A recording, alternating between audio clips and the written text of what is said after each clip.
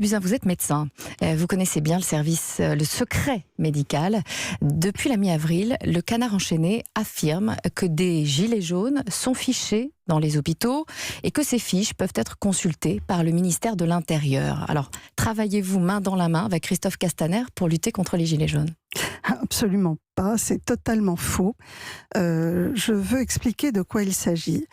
Après les attentats de novembre 2015, où il y avait clairement des difficultés à repérer où avaient été envoyées les victimes, des informations étaient fausses, les familles ne retrouvaient pas leurs blessés, il a été décidé de mettre en place un système informatique qui permette, lorsqu'il y a un afflux en masse de blessés, quelle que soit la cause, de savoir si un hôpital est par exemple submergé de blessés, de pouvoir les orienter vers un autre hôpital si on sait que les blocs opératoires vont être trop occupés par exemple, et qui permet aussi de recueillir effectivement le nom des victimes de façon à donner des informations aux familles.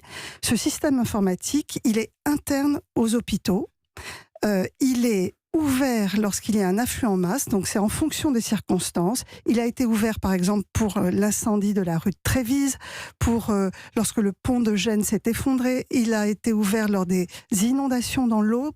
Donc en réalité, il y a la cause et les circonstances de l'ouverture, c'est simplement quand il y a tout d'un coup un afflux de blessés rapportés par les SAMU ou rapportés par les centres d'information des hôpitaux. On a quand même l'impression qu'il y a un fonctionnement qui n'est pas normal, puisque des médecins s'en sont plaints, s'en sont offusqués. Les hôpitaux de Paris, d'ailleurs, ont reconnu qu'au moins une dizaine de patients ont été fichés. Une enquête interne a été lancée. Alors, l'enquête a eu lieu, donc en fait, il n'y a pas de fichage. C'est-à-dire qu'on ne sait pas si les blessés qui arrivent sont des passants qui ont été bousculés, des forces de l'ordre, des gilets jaunes ou des journalistes. La formation n'est pas demandée. Il est demandé le nom, la personne à prévenir, et ça permet de savoir si la personne victime est hospitalisée, si elle est morte parfois, si elle est opérée. Et donc ça permet de donner des informations aux familles et de connaître à peu près le degré de tension dans les hôpitaux. Ce système informatique n'est pas vu et n'est pas accessible par le ministère de l'Intérieur. Et les informations ne restent pas. C'est-à-dire qu'une fois que l'événement est fini, ce système informatique est fermé. Nous n'avons pas de traces. Mais